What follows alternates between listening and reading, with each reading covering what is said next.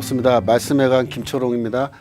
오늘은 세 번째 시리즈죠. 바울의 사도적 자기 이해 시리즈 12번째 이제 마지막 강의가 되겠습니다. 강의 제목은 바울이 아라비아로 간 까닭은 3입니다. 바울이 그 다메섹 직후에 움직인 그 바울의 동선을 가만히 이렇게 관찰해 보면 이사야서 60장의 내용과 일치하고 있다라는 것을 우리가 알 수 있습니다. 바울은 다메섹 경험 후에 아라비아에서 예루살렘으로 그리고 길리기아 순서로 이렇게 이동을 한 겁니다. 갈라디아서 1장 17절 보시면은 내가 예루살렘으로 가지 않고 다메섹에서 곧바로 아라비아로 갔다 이렇게 이야기하고 있고요. 그래서 예루살렘에 들러서 한 보름 정도 잠깐 체제한 뒤에 곧바로 21절 보시면 수리아, 그러니까 시리아죠. 시리아와 길리기아 지방으로 갔다라고 얘기합니다. 이때 먼저 간 지역은 길리기아입니다. 시리아는 그 다음에 간 거예요. 왜냐하면 사도행전 11장에 보시면은 바나바가 안디옥 교회로 왔다가 안디옥 교회에 이제 교사가 필요하다라고 판단에 대해서 바울을 찾으러 다소로 와요. 그래서 만나서 바울을 데리고 안디옥으로 가는데 이 안디옥이 바로 수리아, 즉 시리아의 수도였습니다. 그러니까 바울이 제일 처음 간 곳은 다소죠. 다소는 어디입니까? 길리기아의 수도인 겁니다. 그러니까 바울이 길리기아에 먼저 갔고 그 다음에 시리아로 이동한 겁니다. 갈라디아서 1장 21절에 수리아와 길리기아 지방에 이르렀다고 할 때 순서는 길리기아에 먼저 가서 일을 했고 다소에 가서 일을 했고 그 다음에 이제 시리아의 안디옥으로 간 거죠. 이러한 그 이동을 보면은 우리가 이사야서 60장의 내용과 좀 유사하다 이렇게 말씀드렸는데 다시 한번 보면은 6절에 미디안과 에바 즉 아라비아 지방에 있던 아브라함의 방계 혈족들의 그 후손들인 거죠. 게다과 느바도 마찬가지고요. 그러니까 이것 때문에 이제 다메섹에서 곧바로 아라비아로 간 겁니다. 그 다음에 먼 섬들이 나를 앙망하고 다시스의 배들이 먼저 이르되 누군가가 먼 섬으로 가서 복음을 전해야 되고 또 다시스에 가서 복음을 전해서 그들이 이제 복음을 듣고 시온산에 예루살렘으로 하나님을 예배하러 온다라고 이렇게 예언이 돼 있잖아요. 그러니까 바울이 다시스로 간 겁니다. 즉 다소 길리기아로 간 거죠. 그러니까 이런 이동 경로가 상당히 그 일치하는 걸로 그렇게 이제 나타나는데요. 이런 일치가 과연 우연이겠느냐? 우연히 그렇게 된 걸까요? 아마도 아닌 것 같습니다. 그 증거로 학자의 어떤 그 리스너라고 하는 학자의 재미있는 연구인데요. 제가 좀 소개를 해드리려고 하는데 라이너 리스너라고 하는 학자가 그 Paul's Early Period라고 하는 책에서 아주 재미있는 주장을 해요. 그 주장은 뭐냐면은 바울이 바나바와 헤어지고 실라와 함께 2차 선교 여행을 떠나잖아요. 근데 그 2차 선교 여행을 할 때 이사야서 66장 19절의 예언에 따라서 자기가 가야 할 지역들을 결정했다. 그렇게 이제 주장을 했습니다. 이사야서 66장 19절을 한번 보면요. 내가 그들 중에 징조를 세워서 그들 중 도피한 자를 열방 곧 다시스와 뿔과 활을 당기는 룻과 및 두발과 야완과 또 나의 명성을 듣지도 못하고 나의 영광을 보지도 못한 먼 섬들로 보내리니 그들이 나의 영광을 열방에 선파하리라. 이렇게 되어 있는데요. 이 예언에 등장하는 그 지명들, 이 지명들이 다 이제 하나님의 종이 가서 복음을 전해야 되는 지명들인데 이게 다 고대 지명이거든요. 근데 이 고대 지명들이 1세기 유대교 안에서 어떤 지명으로 이해되고 있었는지를 리스너가 연구한 겁니다. 그 연구를 해보니까 첫 번째로 다시스라고 하는 지명은 뭐 여러 가지 설이 있지만 길리기아의 다소로 그 바울의 고향이죠. 다소로 보는 것이 매우 유력합니다. 두 번째 뿔은 리비아, 특히 구레네 지역 으로 볼 수가 있어요. 또 유딧이라고 하는 유대교 외경인데요. 거기 보면은 뿔과 룻이라고 해서 이 두 지역을 합쳐서 길리기아 지방으로 보는 그런 견해도 있습니다. 그래서 이제 그 세 번째죠. 세 번째 룻은 북아프리카의 리디아 혹은 루디아로도 보는데요. 리비아 혹은 루디아. 루디아로 볼 때는 터키 반도의 서쪽 지역 전체를 가리키는 겁니다. 그래서 얘가 지도로 표시했는데 룻은 곧 리디아 지역, 터키 반도 서쪽으로도 볼 수 있다. 또 메색이라는 지역인데요. 한글 성경에서는 뭐 활을 당기는 이란 뜻으로 번역되어서 지명으로 안 나타나요. 하지만 이제 당기는이라고 하는 메색이라는 지명이 있었고요. 그 다음에 활로 번역된 이 캐셋이라는 단어는 이제 원문에 없는 삽입으로 학자들이 좀 간주를 하는 경향이 있습니다. 만약 그런 주장이 옳다면 이제 매색이 중요한 거죠. 매색은 뉴 아메리칸 스탠다드 바이블 같은 영어 성경에서는 메색이라는 지명으로 직접 번역이 되었습니다. 70인역 성경을 보면요, 모소크라고 하는 지명으로 그렇게 이제 번역이 되었고요. 그래서 메색은 이제 요세푸스의 기록에 따르면은 이제 갑바도기아 혹은 또 예루살렘 탈무드나 바벨론 탈무드에 보시면 무시아 지역으로 그렇게 간주가 됩니다. 이게 다 터키 반도에 있는 지역이죠. 그래서 무시아라는 지역이 여기 이제 있는데요. 여러분들이 그 잘 보이실지 모르겠어요. 조금 작아서 글씨가 여기 무시아라고 돼 있잖아요. 여기 얘가 지적하는 이 지역이요. 여기 바로 무시아, 메색이 있는 지역이 바로 이곳입니다. 그러니까 주로 이제 터키 반도 일대를 지금 다 이야기하고 있는 걸로 볼 수가 있습니다. 그다음에 두발이라는 지명은 요세푸스의 글에 따르면 이제 스페인 사람들로 보는데요. 이베레스. 그런데 이제 요세푸스의 글에 보면은 또 다른 글에 보면은 이제 코카서스 또 라피들은 이제 비두니아로 보는 그런 문건들이 있습니다. 야반이라는 지명은 소아시아에 거주하는 헬라인들을 가리키는 것으로 보는데 70인역 성경에서는 이제 헬라스라고 번역이 됐습니다. 라피들은 이제 마케도니아, 그러니까 그리스 반도죠. 그곳으로 이해하기도 했고요. 먼 섬들, 서쪽 땅끝으로 보는 거죠. 그래서 이 지역들을 이제 다 합하면 다소, 뭐 길리기아, 루디아, 무시아, 비두니아, 마케도니아, 서쪽 땅끝 등등으로 요약할 수 있는데요. 이 지역들은 대체로 바울이 로마서 15장 19절에서 언급하는 반달 모양의 지역과 일치하고 있습니다. 15장 19절 보시면 표적과 기사의 능력으로 성령의 능력으로 이루어졌으며 그리하여 내가 예루살렘으로부터 두루 행하여 일루리곤까지 그리스도의 복음을 편만하게 전하노라. 그래서 이곳에서는 더 이상 이제 복음 전할 곳이 없어서 내가 스페인으로 가려고 한다. 그런 이야기를 하는 대목이거든요. 근데 여기서 두루 행하여라고 했는데요. 이게 헬라어로 읽으면요. 쿠클로라는 단어인데요. 이 쿠클로라는 단어는 원래 이제 그 반지와 같은 동그란 원형과 관련되어 있는 그런 단어예요. 그래서 두루 행하여라는 말을 할 때는 반달 모양 혹은 보름달 모양을 염두에 두고 이렇게 이야기한 겁니다. 우리가 지도를 놓고 보면요. 예루살렘에서 일두리곤까지라고 했을 때 여기 이제 오른쪽 지도를 먼저 보시면요.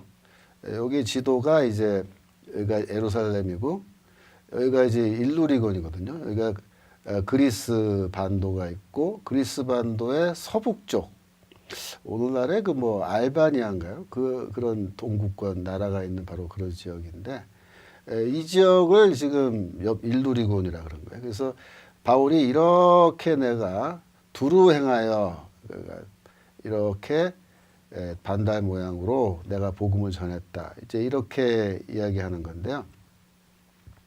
이 지역을 조금 확대해서 보면은 이제 왼쪽 지도가 되는 겁니다. 그래서 이 아래쪽은 마케도니아고요. 이 지역이 이제 회색으로 된 지역이 일루리곤, 일루리곤 지역이 되겠습니다. 그래서 바울이 이렇게 말하는 건데 두루 행하여라고 할 때 어떤 학자들은 이렇게 해서 스페인까지 가는 거로 로마로 거쳐서 스페인까지 가면은 이제 반달 형태가 되는 거다. 그걸 염두에 두고 바울이 얘기했을 거다. 그렇게 얘기하고요. 그 다음에 만약에 바울이 돌아오는 길을 갔던 길로 돌아오지 않고 아프리카 북쪽으로 넘어가서 이렇게 돌아오면 그래서 알렉산드리아를 거쳐서 예루살렘까지 돌아오려고 하는 그런 계획을 했다 그러면은 이제 완전히 동그란 원형으로 한 바퀴 도는 거죠. 지중해 일대를. 그런 의미로 이제 두루 행하여라는 말을 했을 걸로 그렇게 우리가 추측합니다. 그런데 이 지역을 쭉 놓고 보면요.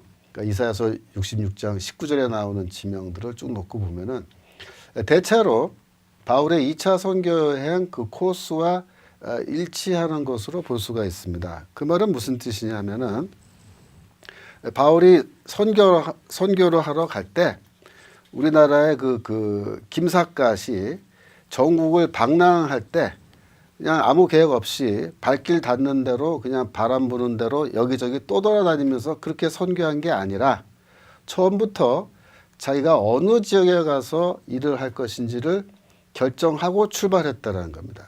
그 결정을 할 때 기준이 뭐였느냐? 이사야서 66장 19절이었다고 그렇게 리스너가 주장하는 건데요. 제가 보기에는 매우 타당성 있는 매우 그럴듯한 그런 가설이라고 생각이 됩니다. 실제로 우리가 사도행전을 읽어보면은 바울이 이렇게 출발을 해서 안디옥에서 출발을 해가지고요. 쭉 이동을 하다가 보시면은 여기 이제 루스드라 이고니온을 거쳐서 비시디아 안디옥으로 갔잖아요. 그래서 이제 비시디아 안디옥까지 간 다음에 그 다음에 원래는 이 북쪽으로 가려고 했어요. 그래서 그 성경 구절 한번 보면 무시아 앞에 이르러서 비두니아로 가고자 애쓰되 예수의 영이 허락하지 않았다. 비두니아가 어디냐면은 이게 터키반도 북부에 여기 흑해가 있는 이 지역이 비두니아거든요. 이쪽으로 가려고 했는데 허락 안 했고 그 다음에 아시아로 가려고 했는데 허락을 안 해서 그래서 할 수 없이 들어와러 간 겁니다. 그러니까 바울이 원래 계획하기에는 비두니아 이 터키반도 북쪽 지역에 가려고 계획을 하고 있었다라는 것을 우리가 알 수 있습니다.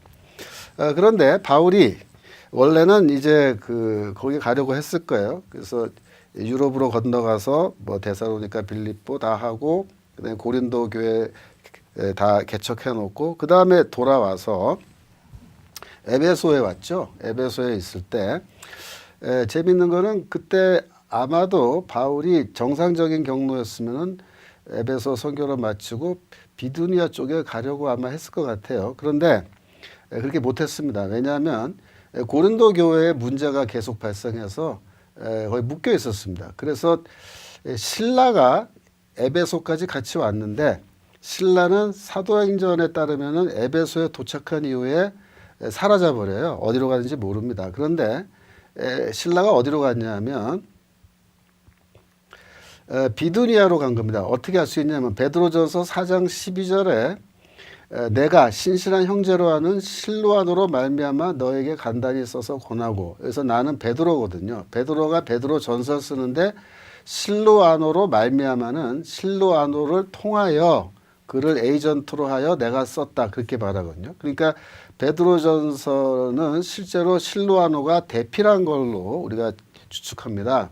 근데 이 편지가 어디로 갔냐면 베드로전서 1장 1절에 보시면은 수신자 교회가 본도, 갈라디아, 갑바도기아, 아시아와 비두니아로 되어 있습니다. 그러니까 비두니아하고 본도가 이 지역이 붙어 있는 지역인데요. 둘 다 터키 반도 북쪽에 흑해가 있는 지역입니다. 그러니까 신라는 에베소에서 선교를 하다가 바울과 함께 선교를 하다가 바울과 헤어져서 북쪽으로 간 겁니다. 거기서 베드로를 만나고 또 마가 요한을 만나고 그래서 이 세 사람이 한 팀이 되어서 이 일대에 복음을 전한 건데요.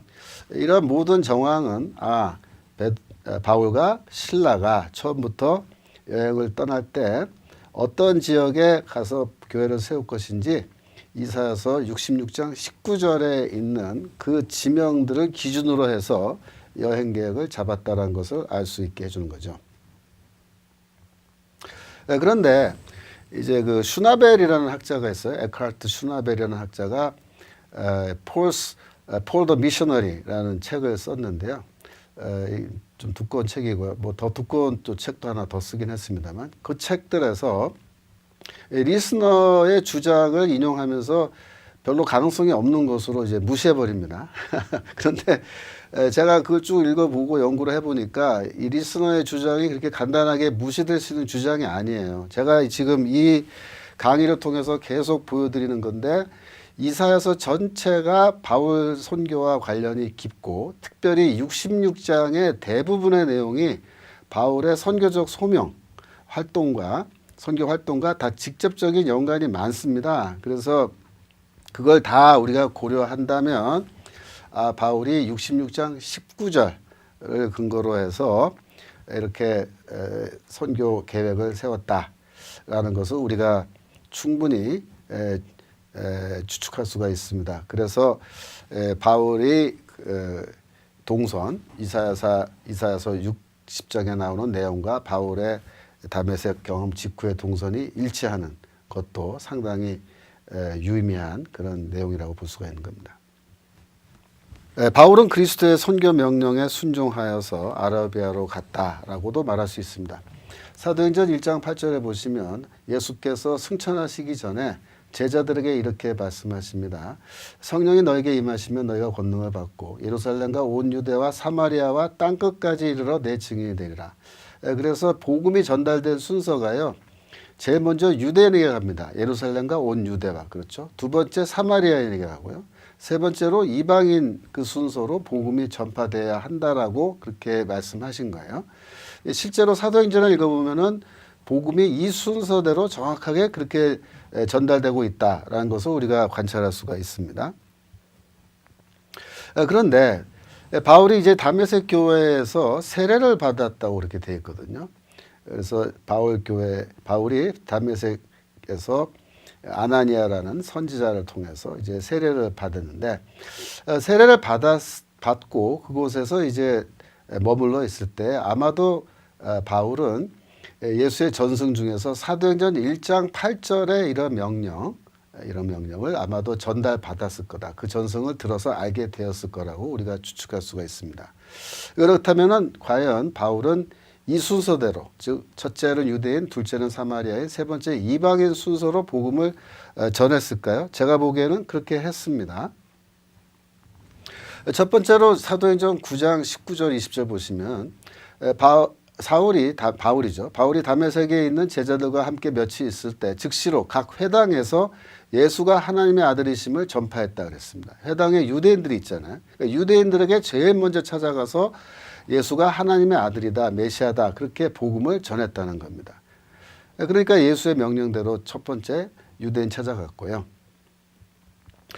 그리고 두 번째로 이제 사마리아 사람을 찾아가야 되는데요. 문제는 사도행전 8장에 그러니까 9장이 기록된 이 내용 다메섹 사건이 있기도 전에 이미 8장에서 빌립이라고 하는 일곱 집사 중에 하나죠. 이 사람이 사마리아 성에 내려가서 복음을 전한 거로 되어 있습니다. 그러니까 바울이 이제 물론 이 소식을 전달 못 받았을 수도 있죠. 빌립이 사마리아 가서. 하지만 바울의 입장에서는 다메섹에서 이사야서를 새롭게 이제 이해한 겁니다.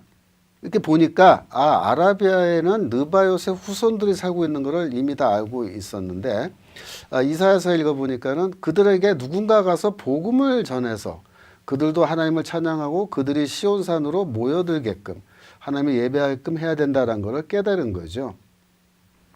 그런데 이 느바요스의 후손들 아라비아 주민들이 누굴까요? 그들은 어떤 종류의 사람이냐? 바로 중간 그룹에 해당하는 사람이란 겁니다.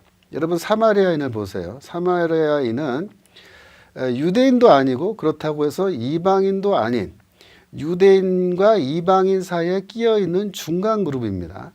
그렇죠? 그래서 아시리아에 의해서 북이스라엘이 멸망당하고 이주 정책에 의해서 이방인들과 이제 피가 섞인 그런 사람들 가리키는 걸로 보는데요. 주로 사마리아인들을. 그러면은 완전히 이방인도 아니고 완전히 유대인도 아닌 그 중간 그룹이니까 두 번째가 되는 거예요. 그런데 이 아라비아에 살고 있는 이스마엘의 후손들도 정확하게 말하면 100% 유대인도 아니고 그렇다고 100% 이방인이라고 말할 수 없는 중간 그룹인 것입니다. 왜냐하면 이 사람들이 아브라함의 후손인 거예요.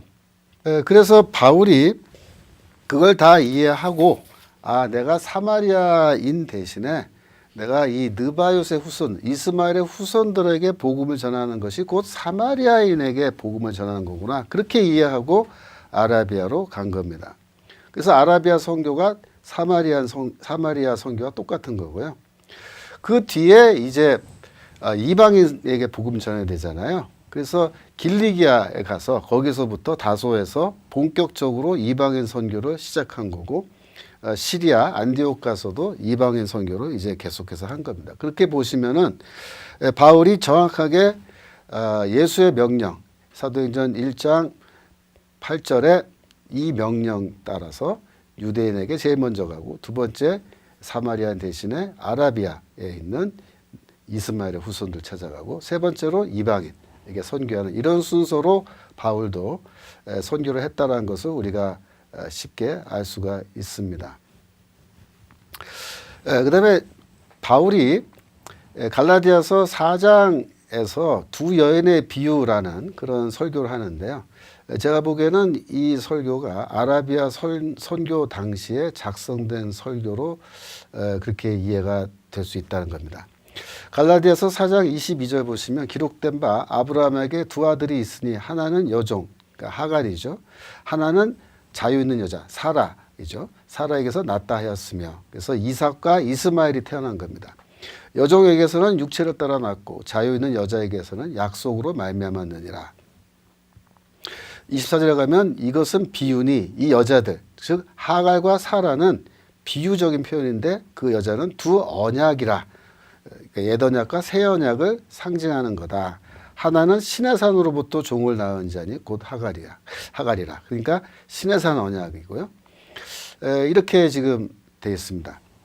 이거를 좀 정리해 보면요. 바울이 이 두 여인의 비유에서 이렇게 주장하는 겁니다. 유대인들은 누구냐? 육체를 따라 났기 때문에 그들은 하갈을 통해서 얻은 이스마엘의 후손과 똑같다.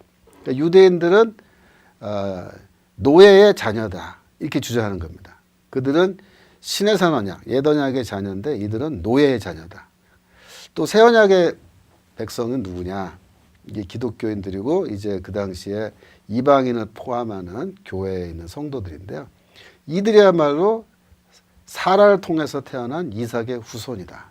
그들이 유대인이건 이방인이건 상관없이 믿음을 가지면 약속으로 말미암아 태어난 자들인데 이 사람들이야말로 진정한 아브라함의 정통 자녀라고 할까요? 정통 자녀다. 이렇게 주장을 한 겁니다.